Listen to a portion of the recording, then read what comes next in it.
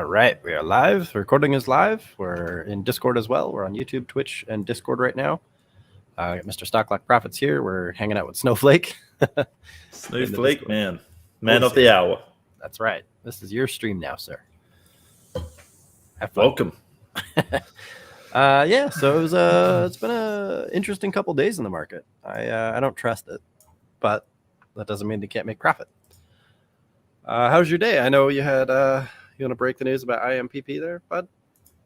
Oh man, IMPP, what a day we had. Well, what a week or 2 weeks. Beautiful. I mean, we played at average. I mean, we did the whole downtrend building of half hour position, grabbed the rest on the resistance break, and ran it up from my average was like 44 cents, 43 cents. And we hit 84 cents. We gapped up. We filled that gap right there. It's not quite 100%, but not good enough. Actually, what did it hit? Did it not hit 100%? I thought it was 86 something. Yeah. So 88. So it did hit 100% from my average. So yeah, but right. I take that one. But so yeah, we trimmed position along the way, right? I mean, we didn't hold the full position, so we trimmed it along the way, raising our stops, and then just locking in profit along the way up.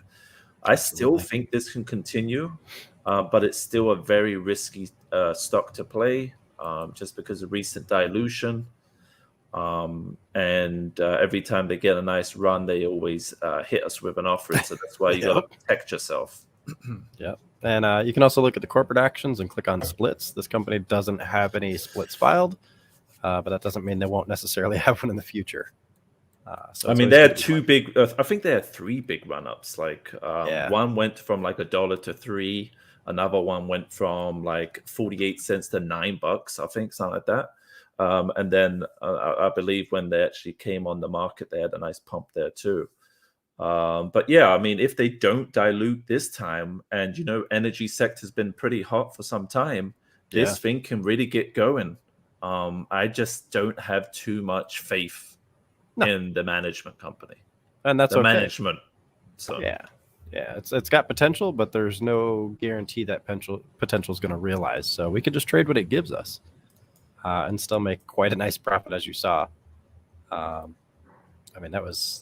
Whew. I mean, you got it down here at 43 cents, I think it was. We built down the position right there. So we built on that after the big gap down. We built position from 46, then 43, then I think the last buy was 40 cents. And we were only in about 30 to 50% in. And then once we broke that resistance, we added you can add the last bit if you want, or you can just ride with what you have. We like to add more on the break. Yeah. That's an important thing that you just said. Just because you can go 100% in doesn't mean you should. And if you are going 100% in all the time, and you're getting hit with losses, maybe there's a correlation there. So you got to be careful buying super aggressively. It's any of the buys on the way down are also optional. So if you're someone who doesn't prefer drawdown, you could just buy the confirmation. And if you don't feel like maintaining a big position, but you're okay with the drawdown, add small on the way down, and you don't necessarily have to buy the confirmation on the way out, just in case you're wrong. So that was a beautiful play, though. I like it. Let's do it again. Let's do it again. Let's not the same stock again tomorrow. Let's do it all again tomorrow. But it is holding that nice trend. Yeah. But I only have 5% of my position left, so I'm okay with that. If it runs up a little bit more, good. I mean, I would take that 5% and make more money on that.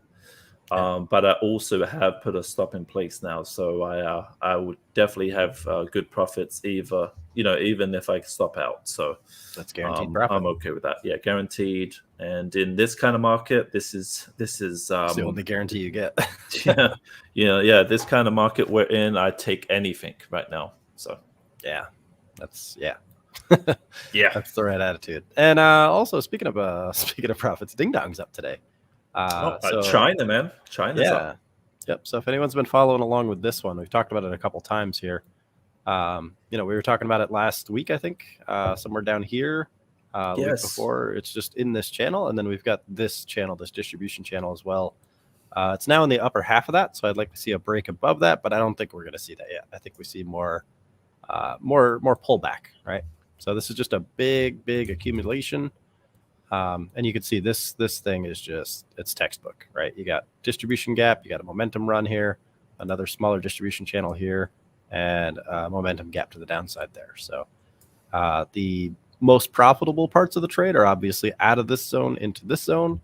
But we can also trade these smaller channels, get this volatility going on this one as well, until it changes. Once it changes, you change the way you approach it. So for right now, though, we've had this pretty predictable trading range, or the set of trading ranges that we can identify pretty easily. And you just don't want to buy it when it breaks out of this zone, or if it breaks out of this zone, you don't want to buy it. It's pretty textbook for structural support and resistance. And trading channels here. So I like this one. I've been trading it a lot. That one's been good, man. And, China's now opening up. And I believe there was some good news on like regulation. So I think the regulation, they're kind of pulling back on regulation and with companies. Yeah. Because they were so strict, and they were very strict. And then they were trying to pull off stocks from the US market. So Oh, Skipo, you got a hot mic, bud. That's Isaiah, no? Sounds like Isaiah to me. It sounded just like him. It did sound just like him. Okay, so with the China opening up again, I think we could. I mean, we want to break above that area, but it could continue. Yeah. Or you can play that channel. So absolutely, just channels where it's at. So I still got a piece left, obviously, because it does have potential to break up. There's no reason for me to sell just yet. But I have definitely locked in some profits here towards the top of this channel here, because we're going into a strong resistance. We don't really have. I mean, there's good volume here, but there's no guarantee it's going to sustain and be strong enough to push through all these people over here, who are probably going to sell at the same area that I sold. So we just again trade what you're given, and if it invalidates itself, then you adjust your risk exposure accordingly. I feel like we're always we're always in earnings season. I feel like everyone ends, and then I feel like we're into the next one already, right? Yeah, that's how it goes. There's 5 that's reported earnings today. 5 below, that's down 5%. It's dropping. Well, that's good though. 5. Yeah, it's 5. And then we have also, I think, going right with the trend. DocuSign. I think that they have earnings. I have to check real quick. But there's always something to play, right? I mean, the earnings is just always like when we're done with another, the other ones start again, the next one. So yeah, we got 5 below. I think that's the only big one that's really reporting today. Skill. LZ or SKIL? No, SKIL. Sorry, Skills. Like skills. Cool. Yeah, I like skills. So that's the only one that's really reporting. Tomorrow we got Neo in the morning. I don't know what you think about Neo going with their earnings. I like Neo. I just don't like it right now. Does that make sense? We like the potential that Neo has long term, at least I do. But as you can see here, I'm bearish on it until it breaks out of this resistance line right here. I'm going to make that big fat line so we can all get a view on it, right? So in the meantime, see that. we can trade these impulses to the downside, these pullbacks into that resistance line. It's had a couple really good opportunities there, and we got the short-term volatility. So you can trade little pullbacks on those impulses if you want to look at it on a smaller time scale there. There's plenty of opportunity for bounces, but it's just now breaking out of this short-term resistance here, and it hasn't really pulled back to test anything. So it's going to run right into this resistance, I think, for now. I'll feel more comfortable about it when it's up in this area, but ideally I'd like to see it past this level. Quick question for you, bud. Yeah. So we have earnings tomorrow morning. They report early in the morning. I think they just now are starting to come out of lockdown. Now, what do you think that will bring to their earnings? I feel like it's the past earnings for the past couple of months. So I personally am bearish on it. Yeah, I am. Yeah. And I did play some lottos. I played some puts for Neo overnight, 1950s. So I'm hoping, it's a lotto, so you're only playing with what you're willing to lose. But I feel like I'm more bearish than bullish, especially where it's sitting, like you say. Yeah. I can't trust it yet. Hope we got Amy in I the hear house. dogs. What's up? Yeah, I hear those dogs. Yeah, that's how you know it's market close time, is when the dogs come out. Yeah, for real. Yeah, I don't know. It's kind of I don't know. It feels weird in the market right now. I like all the green we're seeing, and I like the volatility especially, but I don't know how long this is going to last. So I'm pretty bearish on a lot of earnings that are coming up. Especially like Chinese stocks, for example. Yeah, I like we Neo. just can't trust them. Just can't trust them, huh? No, it's the government over there. They throw a dart at a board and they're like, oh, let's regulate that. Like, it's completely random.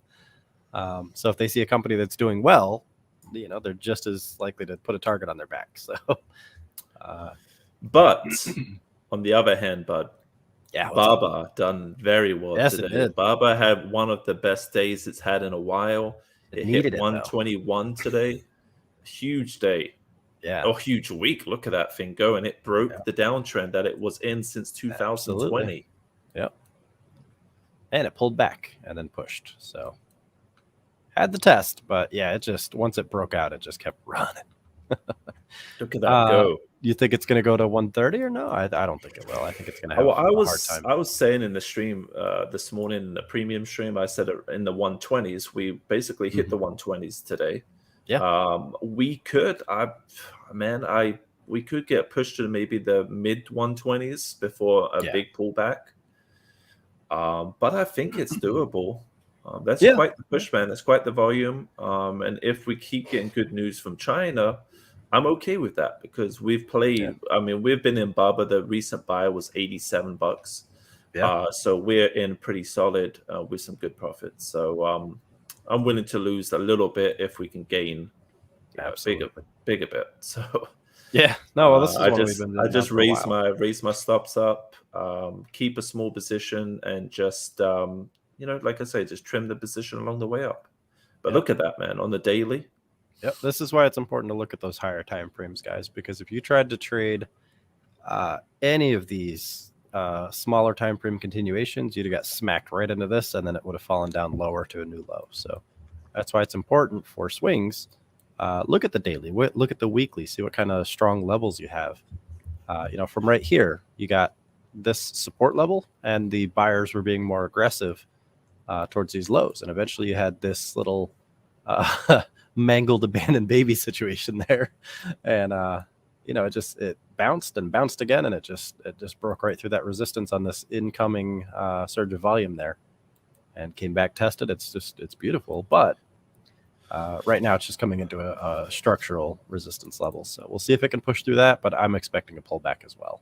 What is that? Okay, so that's around 129. I think that if we have another green day tomorrow, because we're all watching CPI numbers on Friday. So Friday's a big day. I don't know why they leave it to the end of the day. They should just get it over and done with on a Monday. Trying to keep the market busy. So we can just play it for the rest of the week, Yeah. But so we're anticipating those numbers, CPI. So maybe tomorrow we get green day and then sell off. And then Friday is the big day. I mean, that's going to show us kind of the sentiment for the next week or two. So yeah. Absolutely. Yeah, I mean, this is textbook. I mean, it's good stuff. I'm not sure what's going on with 5 below. Yeah, what's going on? Nothing. Is 5 below the closing price? Is that what it is? Well, it's doing this little it's not doing anything good. It's a downtrend. Like, it wants to hold up, but I feel like it's gonna fall. Yeah. You like that, man? You like that? 5 below the closing price? I tried, man. When I came to America and I found out about puns, we don't have puns in England. So when I found out about these, I said, man, I have to get myself some. I have to use them. So there's one. Right. That's right. Oh, yeah. Looks like my snap. Did you fix your entry on the snap price? Did you ignore my message, bud? No, I didn't get your message. I was busy doing stuff. You ignored the message, huh? I was doing the hood rat things. You put out that alert, but it said like $12 or something. Oh, did it? Oh no. Yeah, it said 12.27. I think you were supposed to put 15.27. So in theory, I guess nobody should have been in that one. I'm just kidding. Yeah, no. So I did continue playing this as a personal play. It was initially a scalp. It had some profit, but it wasn't that great. And then it came back down and hit the stop here on the 5 minute. Just grabbed this one right here on the way up. Just got a little pop there. And then we just grabbed another really quick one, but it's getting beat down on this resistance level here, this long resistance. So going to be really, really careful with this one. That's why I'm using a very small position. And if you're following the alert, it didn't confirm, but it was a day trade. So you shouldn't be holding this if you're still in there, unless you're doing it at your own risk, which is fine. But I don't want anyone to end up holding this if it does keep falling down to $12.27. And then, potentially losing money. So we got to get in, get out, right? That's kind of the name of the game with those kinds of alerts. Yep. Especially if there's a time limit, like if it's a scalp or a day trade, you're just going to be in and then out. You're not going to want to hang out too long. It's either going to move or it's not. And in this case, it didn't really move. It didn't push through. So there's higher risk than I feel is justified. So I'm just going to go ahead and close that alert officially so nobody ends up hurting themselves on it. So, yeah. But we tried, right? You see how small this risk is, right? That's the whole point of this. It's all about risk reward. You got a 25% win, and then you got like a 4% loss or 3% or something. So it's okay to take losses. It's okay to take small stops. It's okay to get out of positions at small stops, as long as you know how to counteract that with risk reward and not being greedy. So these good times. Yeah, absolutely. I'm just looking at like energy stocks, and I'm seeing kind of what the sentiment is across the board. It's very weird day today in general because you got look at these block trades on Webull. You have you have normally when you hedge the market when the market's down, you normally hedge it with like something like UVXY, right? Yeah. And the market's down today, but UVXY is down too. It's very funky, weird week it's been. I don't know if it's manipulated or what, but it's normally, when you hedge the market, when the market comes down, you get into a hedge like this. But it's so weird that it's down as well. So, yeah, it's it's that VIX, man. Yeah, what's the VIX? The VIX is down? I think it's up. Well, if the VIX should be up, then the UVXY should be up too. Yeah, it's so weird. It's like it's barely up for the day, and then it's just kind of doing this thing. Why does it always? And the lower that comes down, the better it is for the market, like to push. It can try to push higher if this comes down. Ideally, under 20 right now would be perfect for us to try to keep pushing up to the 420s in SPY. It's your favorite number? Yeah, 420. Yeah, sure it is for some. So I don't know. I would love to see this below 20. Yeah. So for those who aren't familiar with the VIX, it's a volatility index. And basically, if it's high, there's a lot of anticipated volatility, a lot of uncertainty in the market. There's a lot of panicking and a lot of risk, right? And that's kind of one of the first things we teach in the PBU is that volatility increases in a bearish market and decreases in a bullish market. So when you get a nice low VIX rating like this, that means there's more stability in the market. So you're likely to see stronger bullish pushes. So we want to see the VIX down nice and low if we're long traders. If we're short traders, we like to see it up really, really high. So that means things are swinging wildly. Yeah, absolutely. Yep. Let's go back to our prize. Yeah. Five prize. 5 hour. That's got nothing going on.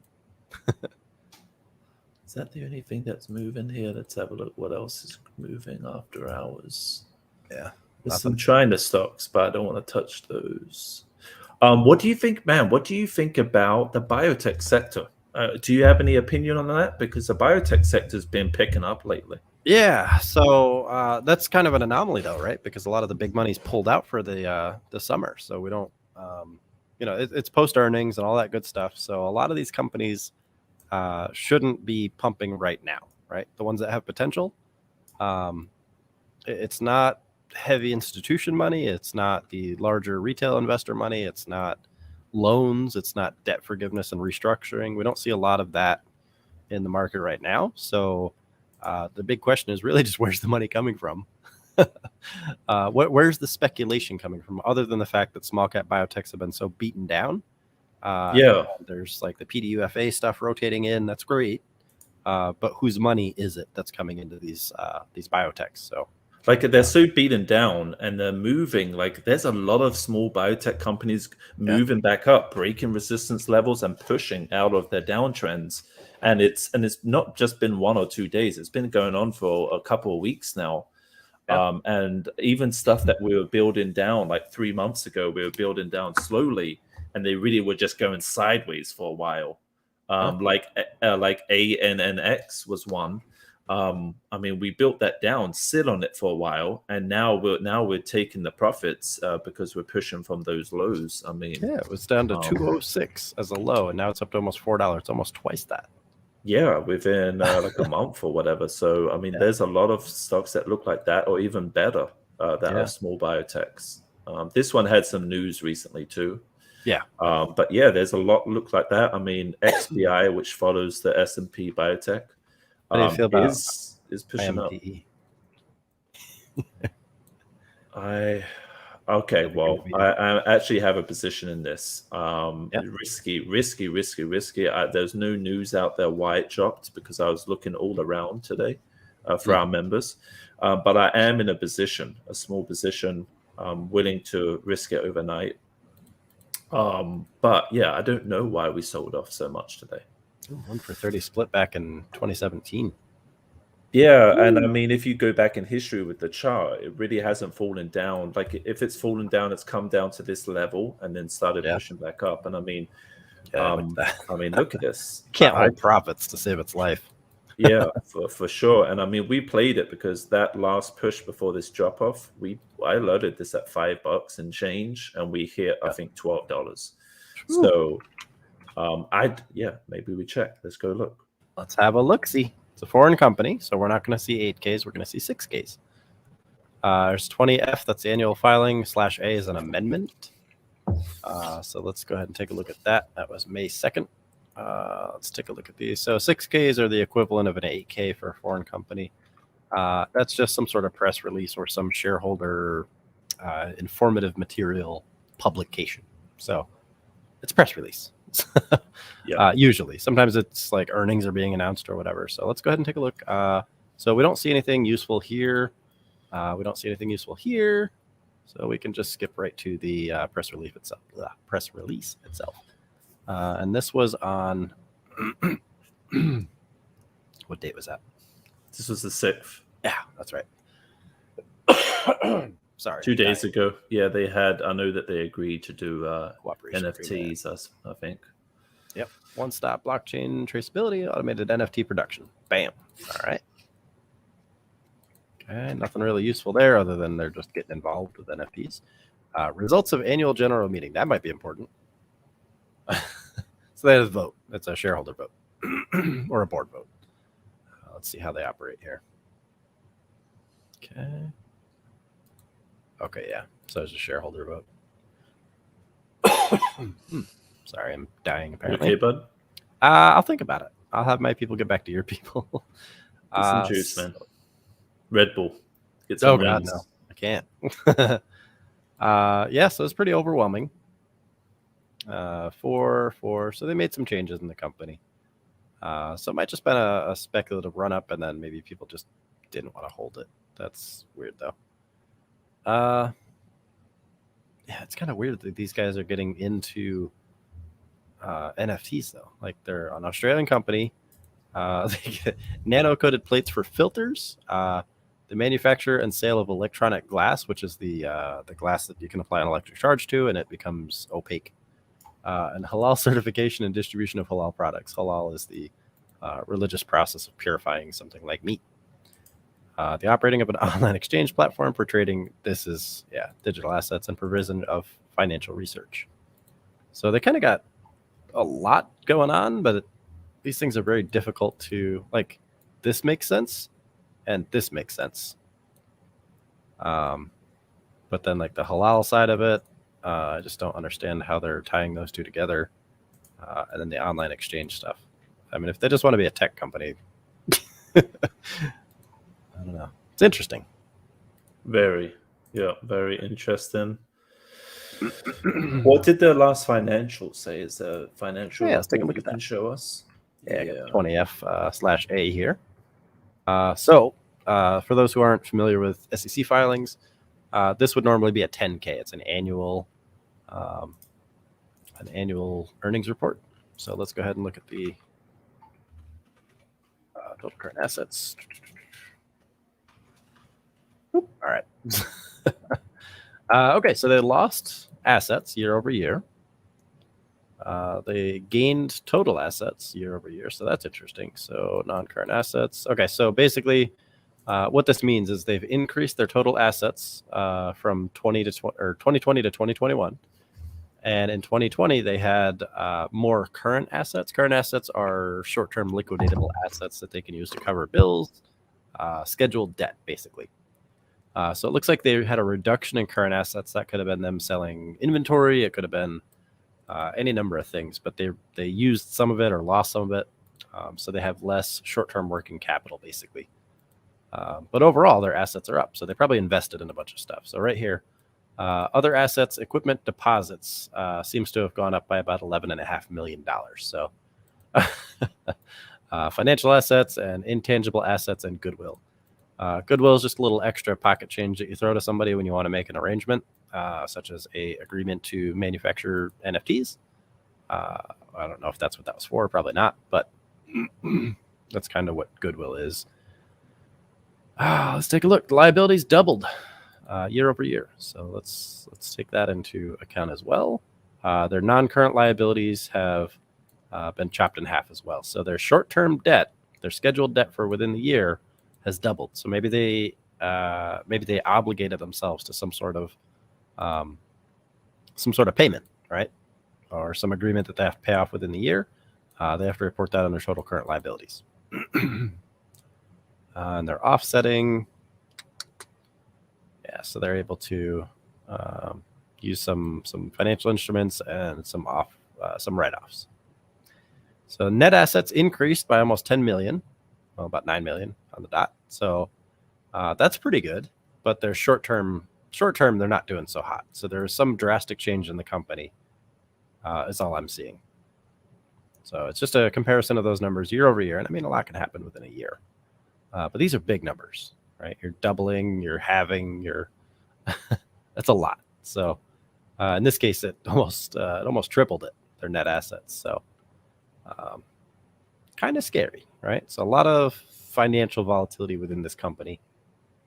And of course, I'm not going to, I don't want to get into it all on this stream, but you would look at the, how much cash flow they have, how much they're burning, where they're putting the money. Are they investing it in financial stuff? Are they investing it in tangible property? Are they investing it in like real estate? What are they doing to cause that kind of increase and decrease? Looks like they had some sort of dilution, issuance of ordinary shares. So 16 million. What is this, quarterly? No, it's a year. Okay. So they have a history of diluting. So got to be a little careful with that. Okay. Yeah. So not the best company, right? But something's going on in the company. So there, you can expect a lot of volatility and a lot of headlines. So this is something we can treat as a speculative trade and not necessarily an investment, and probably make a good chunk of profit. It's had a hard beat down. It didn't bounce back. So that's usually not a good sign short term. So we can always just wait a couple days and just kind of monitor it and see how it goes. We don't always have to get the bottom. It's usually better just to wait till the bottom validates, like right here. Wait for it to pull up a little bit before you consider placing a buy. Don't try to buy it on these sharp red candles unless you're going to manage your risk really, really tightly, because it's going to burn you a lot. So that's not financial advice. I'm just telling you what I would do. Lee, you are muted. Oh, sorry, man. I put out a small buy today. I'm going to hold it overnight because it was a starting of a swing trade, and we're in about 10%, 20% max. Yeah. And I'm just going to hold it overnight, kind of see how it plays out tomorrow. And then, like we said, we have a bunch of cash on the side, 80% allocated just in case we need to adjust our position. But I'm okay with cutting it. If it doesn't work out, we don't see no buyers step in, then we can just cut the position and kind of just watch it, put it back on the watch list again, and wait for the buyers to step in. Absolutely. That's I always boil it down to a big, like, Lord of the Rings medieval battle. Your army's on one side, their army's on another. You don't want to be the idiot that just runs across the field by yourself and hope that wins the fight there. You got to wait for everyone to move up together. Wait for everyone else to start taking steps. And then, we're allowed to be cowards here. We're allowed to wait for everyone else to go first and then kind of jump in and say we were there, right? As long as we protect ourselves, there's plenty of profit to be made without chasing red candles. So, I can't believe it hit $13. $13 market open around 9:55, 10 o'clock. It hit that 10 o'clock. And then it lost $10. Then look at this. Yeah. Like, it's insane, right? What kind of move? But I've seen this on a lot of like China stocks that have done this. Yeah. And I mean, like I said, 9 times out of 10, we get like a little pullback, pull back up a little bit, maybe 10%, 20%. But today it tried, but it just kept on getting knocked back down. So there was nothing there today. Yep. But the important part is that at least it found support so far, right? And that's kind of where we start looking for things. We don't necessarily, I'll just walk the newer people through this. You don't want to buy a red candle just because it's red, right? So if you're looking at this in time and it's developing, this could be the bottom, this could be the bottom, that could be the bottom, that could be the bottom, that could be the bottom. You don't know, right? So rather than trying to pick which one it is and hope you're right, we can wait for it to find some support like it did around here. And then we can place a small buy, see where it goes, have a tight stop if you don't like drawdown, or build the position down over time if you're comfortable with that. But the key is that, if you've got 10% here, you get about 90% there that you can put in lower if you need to, or higher if you see a confirmation. So that's it, man. Just buy your first buy very small, and that's it. You don't need to jump in anymore. I grabbed 2 small positions, and then that was it. So. Look at Baba. It's the same thing we've been seeing in a lot of stocks lately. The impulses to the downside are much stronger because there's so much more fear in the market. All of last year, pretty much. And it's just when things fall, they fall hard, and sometimes they don't bounce back up for a while. So like Baba right here had a sharp impulse. It did have a pullback here, but overall it just kind of consolidated and formed a little double bottom there. So until we get that pullback that we like to see 9 out of 10 times, there's no need to throw our entire portfolio at something and then hope we're right, because that's not a good strategy. We know this. We know. I mean, we've tried. I mean, we've had things like this happen, right? I mean, in the past, we all learned from mistakes, and and people like to FOMO into things, and then they get burned from it. So you want to just, if you miss the trade, there's always more out there. You don't have to FOMO into anything. Don't listen to all the comments. There's so many comments on Webull, so many comments on StockTwit, so many comments on Twitter. Just go by your own technical analysis, go by volume, and make your own plan. Don't listen to anyone else. Yeah, absolutely. Oh, this guy gets it. DB Cooper. What did he say? He says, whatever happens tomorrow, I'll leave some cash to average in either direction.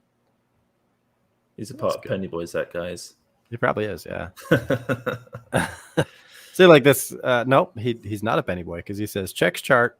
Yep, I'm buying. That's not. Yeah, maybe we scratch that. Maybe we make him a Pennybois. DB Cooper, if you're in here, you need to send me a DM like right Please. We hope you're out. Yeah, that's good. This thing is going to fly tomorrow, and it's starting now in the after hours. It's not doing anything. Where is it going? Are you looking at like the 1 minute? Are you zooming in like all the way? Because that's a big green candle. Big green candle right there, but it's 0.82%. What's going on with 5? Is it pushing? It's just floating around. It's not doing anything. There's nothing. Like you had that, which is great. Was that $3 move? Yeah, about that. Yeah, $3 on $130 stock. So, what's that, like 2.5%? Yeah, just under 3%.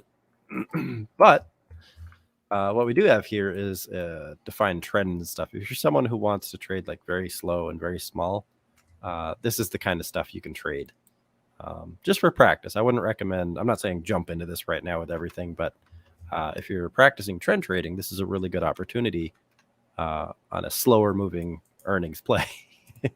Because if we draw this out, and this thing is just not ideal, right? You got low, high, low, right? And then we got one of these situations, one of those situations, one of those situations, and we're on our way back down. So we'll see where it goes from here. But again, this is very, it's a very tight trading range, so there's not a whole lot of movement in here. But we just know right now we don't want to buy because we're seeing red candles. So it's always safer to wait for a bottom to validate, even if it means sacrificing some profit, just to see where it goes. Because you might buy it here, and then it might come back down here and form a new low, right? Even though it's only $1 or $2, whatever, it's still money, right? It's still part of your portfolio, and there's no need to get into it. Just because you can doesn't mean you should. So we just like to wait and watch and see how things go. Look at the tick chart if you're bored. Yeah, the tick chart. Beautiful. And is Patrick still here? Let's see. Patrick, no, I think he left. I think Patrick had to leave, didn't he? Yeah, I think we'll get him back here. Yeah, because he's kiddos, obviously. I think he's feeling better, but he was saying, did I short DAO? Oh, yeah. DAO was, he kept on mentioning today, one that ran 30% just today.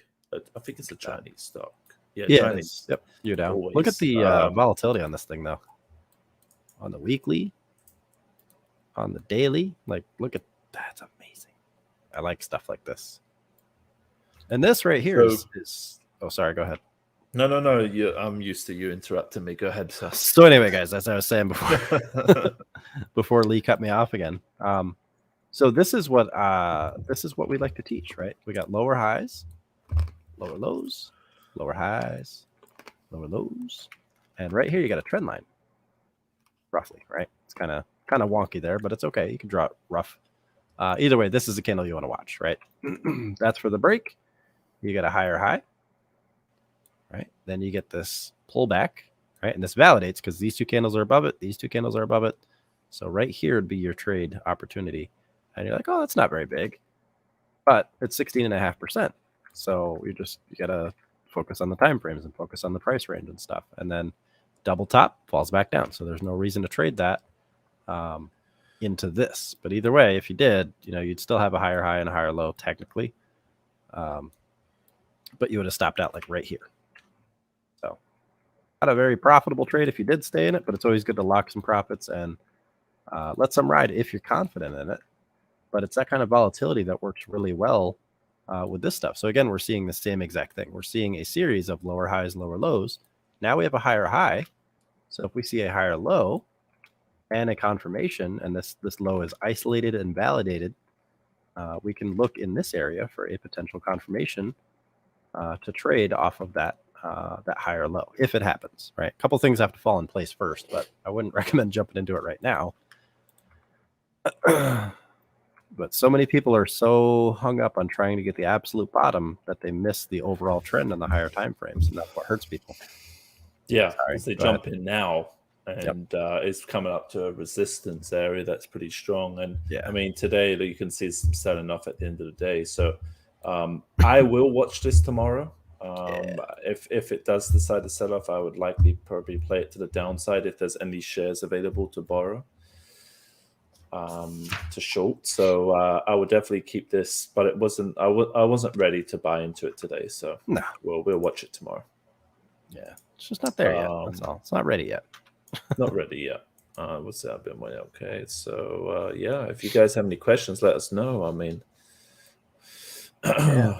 what's There are some everyone hard else? questions. What's everyone's recap of the market? I want to know everyone's recap instead of ours. I just want to know the members and everyone else out there. What's their recap of Yeah, the what did you market? guys? What's your impression on the futures? Yeah, exactly. Uh-oh. Got some comments coming. Oh boy, Keep bringing them. Come you're on. answering them all. I'm not. We're ready. Skeeple. You're right, ABC. That's exactly what they need. They need some sort of debt or equity financing. You're talking about IMTE, I assume. What are the? You want to take that one, or you want me to take it? You got the screen. I'll tell you right now. There's no such thing. Obviously, for scalping, you want to get in and out with the surge of volume, right? So that's going to be smaller time frames, but sometimes the scalp can go for a few minutes. For swings, though, and day trades, it's very nebulous. And I actually just got in a little argument on Facebook the other day because there was a company that was selling an algo. It's just buy and sell signals. It was literally just nothing but like an RSI cross up with Heikin-Ashi smooth candles as a filter. That's all it was. Yep. So they were selling this thing for like $200 a month, and I'm like, you guys are ripping people off. And that's what someone asked in the comments. They were like, "What's the best time frame, or what time frame does this work best on?" And I was like, "You absolutely cannot say with certainty that the 5-minute time frame is the best for every stock. There's just no possible way." The reason for that is because stocks have different volume, they have different floats, they have different behavioral metrics, they have different catalysts, right? So the setups are all different, the time frames are all different. The way things behave on certain time frames depends entirely on those metrics and the amount of volume, the amount of attention it's getting, the purity of the volume, and stuff like that. So you can't say things are the absolute best and be right 100% of the time. With that said, though, there are a couple of guidelines that we can follow and then kind of build out from there. So for swings, right, we always like to look for the weekly, the daily, and maybe like the 2 or 4 hour time frames just to identify those really strong support resistance levels, as well as the general direction of the trend, right? If you're not looking at those and you're buying into potential resistance that you didn't see because you didn't look at the higher time frames, you're probably going to have a hard time, right? Because it might not break through that, and that's going to hurt you a lot. So it's always important to look at the higher time frames and keep in mind that longer is stronger. If you see a downtrend on the daily time frame, that's a series of lower highs and lower lows. It is telling you that over time, price has gone down, right? Sellers are getting more aggressive, buyers are getting weaker. It's allowed to go lower and lower and lower on the higher time frame. So there's nothing to guarantee that you're buying at, maybe one of the dips is going to go up from there and then start reversing magically, right? That's what hurts us. Once we have the higher time frame kind of established, I always like to look at the daily and the 1 hour or 2 hour at least to identify the trend, the overall setup, blah, blah, blah, right? And then I like to start around the 1 hour for swings and then work my way up or down depending on whether or not it's easy to read and the trends or setup that I'm seeing are well respected. So, if we look at UDAO, for example, if I look at the 5-minute chart, that's pretty hard to read, right? You see right here is just a bunch of dashes and gaps and stuff. It's very hard to tell what's going on, even though, if we pull our head back, we can see that there's general trends here. But it's kind of like seeing a low resolution image on the internet, right? So what we can do, let me just go to the 1 minute to really illustrate this point. This is very hard to trade, right? There's just not enough movement on this, even though it has a relatively low float. It's 35 million shares. They have quite a bit of restricted shares, so that's a risk factor as well. But I can't trade this on the 1 minute chart, not like this. It's too hard to read. I'm looking at a bunch of pixels. So what I can do is I can go up through the time frames And when I start seeing things become clearer and more well respected, then I can start finding the ideal time frame. I would say the 30-minute or higher if you're looking for swings on this. Take care, ABC. But yeah, like you can see here, there's clear peaks and valleys here, right? This is very easy to read. I can tell where the price has been. It's very easy for me to validate this and this and this, right? I can tell these are bottoms. They're clear bottoms.